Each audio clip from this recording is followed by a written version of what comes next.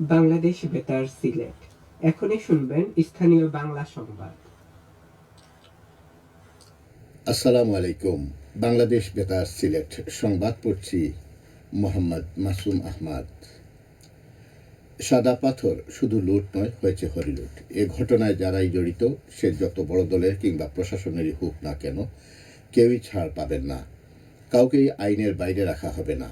আজ সকালে সিলেটের ভোলাগঞ্জ সাদা পাথর এলাকা পরিদর্শনকালে এই কথা বলেন জনপ্রশাসন মন্ত্রণালয়ের সচিব ডক্টর মোহাম্মদ মুখলেসুর রহমান।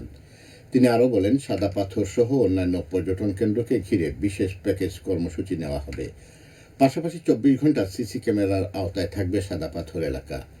আজ সকালে সিলেটের কোম্পানিগঞ্জ উপজেলা সাদা পাথর পরিদর্শনে যায় মন্ত্রিপরিষদ বিভাগ গঠিত উচ্চ পর্যায়ের তদন্ত কমিটি, যার নেতৃত্বে রয়েছেন জনপ্রশাসন সচিব।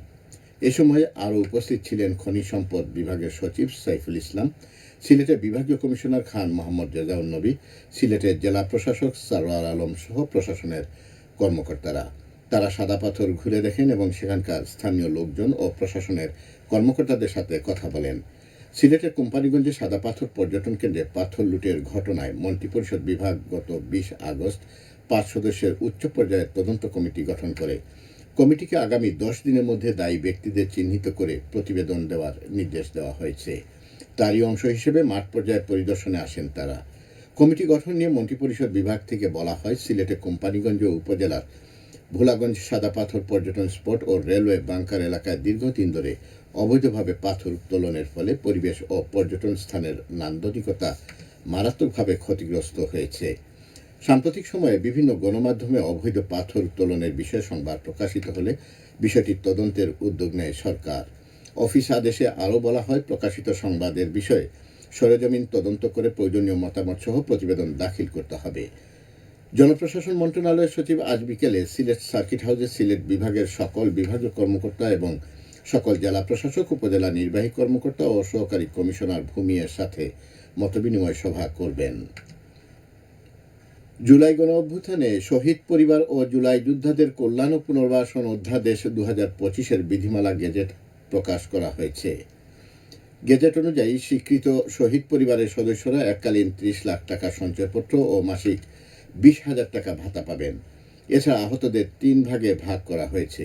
এর মধ্যে অতি গুরুতর আহত এককালীন 5 লাখ টাকা ও মাসিক 20,000 টাকা, গুরুতর আহতরা এককালীন 3 লাখ টাকা ও মাসিক 15,000 টাকা এবং আহতরা এককালীন 1 লাখ টাকা ও মাসিক 10,000 টাকা পাবেন।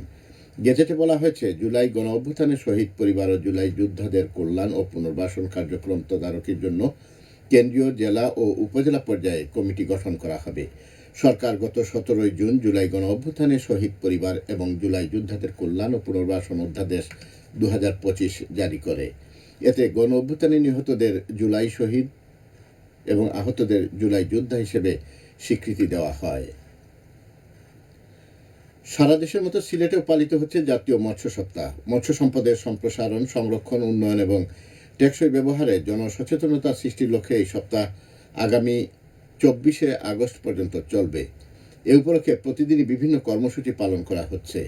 দেশীয় প্রজাতির মাছ উৎপাদন বৃদ্ধিতে তরুণ সমাজের ভূমিকা শীর্ষক কর্মশালা, কুইজ ও চিত্রাঙ্কন প্রতিযোগিতা অনুষ্ঠিত হয়েছে গতকাল মৌলভীবাজারে।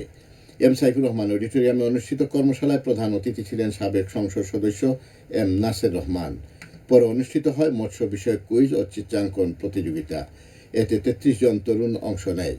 পরে 6 জনকে বিজয়ী ঘোষণা করে ক্রেস্ট ও সম্মাননাপত্র প্রদান করা হয়। জেলা মৎস্য অধিদপ্তর এর আয়োজন করে। মৌলভীবাজারের কুলাউড়া উপজেলার পৃথিমপাশা ইউনিয়নের রবির বাজারে পদ্মদিঘির পাড়ে শহীদ বীর মুক্তিযোদ্ধা স্মৃতিসৌধের নির্মাণ কাজ শুরু হয়েছে। এতে ব্যয় হচ্ছে প্রায় $1.5 কোটি টাকা। দৃষ্টিনন্দন এই স্মৃতিসৌধের 10 ভাগ কাজ ইতিমধ্যে শেষ হয়েছে। বাকি কাজ আগামী ডিসেম্বরের মধ্যে শেষ হবে বলে আশা করা যাচ্ছে। মুক্তিযুদ্ধের সময় পাক হানাদার বাহিনী এই স্থানে 27 জন বীর মুক্তিযোদ্ধাকে নির্মমভাবে হত্যা করে গণকবর দেয়। মুক্তিযুদ্ধ বিষয়ক মন্ত্রণালয়ের আর্থিক সহায়তায় এলজিডি তা বাস্তবায়ন করছে। এবারে শুনুন কৃষি সংবাদ। চলতি বছরের প্রথম 6 মাসে দেশের রেকর্ড পরিমাণ চা উৎপাদিত হয়েছে। জানুয়ারি থেকে জুন পর্যন্ত দেশে মোট চা উৎপাদন হয়েছে 2,30,00,000 2,000 কেজি, যা গত বছরের একই সময়ের তুলনায় প্রায় 1,15,00,000 কেজি বেশি। এর মধ্যে সিংহভাগই উৎপাদিত হয়েছে মৌলভীবাজার জেলায়। উৎপাদন বৃদ্ধির মূল কারণ জলবায়ু ও আবহাওয়ার অনুকূল পরিস্থিতি, সঠিক ব্যবস্থাপনা এবং বাগানগুলোর আধুনিকায়ন। চা বোর্ড জানায় 2024 সালে দেশের 170টি চা বাগানে একই সময়ে 1,14,68,000 কেজি চা উৎপাদন হয়েছিল।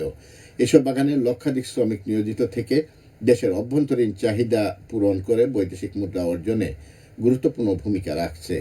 এই ধারাবাহিকতা অব্যাহত থাকলে 2025 সালের শেষে দেশের চা উৎপাদন পূর্ববর্তী সব রেকর্ড ছাড়িয়ে যেতে পারে বলে আশা করা যাচ্ছে।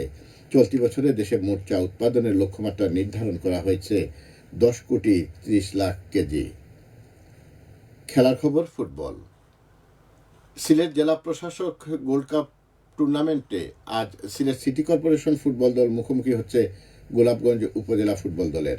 টুর্নামেন্টে গতকাল জেলা স্টেডিয়ামে ওসমানীনগর ট্রাইবেকারে 1-0 গোলে ওয়াইনঘাটকে পরাজিত করে। সবশেষে আবহাওয়া।